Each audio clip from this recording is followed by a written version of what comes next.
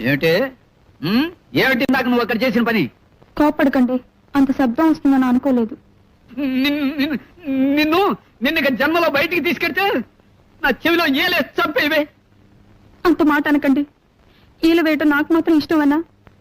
ఏం చేయని చెప్పండి. ఎక్కువ సంతోషం గాని బాధ గాని కలిగినప్పుడు వేళ్ళు వాటంతటా అవే దగ్గర అవుతాయి, నోటి దగ్గరికి వెళ్ళిపోతాయి. లోపల నుంచి గాలి వస్తుంది, బయటికి శబ్దం వస్తుంది. ఇవన్నీ నాకు తెలియకుండానే జరిగిపోతాయండి. నా వల్ల కాదే. ఏలేసే పెళ్ళాన్ని ఏలుకోలేను.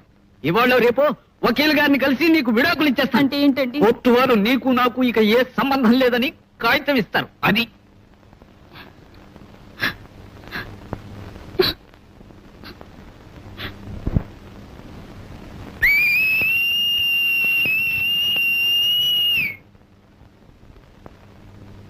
క్షమించండి, ఇది బాధ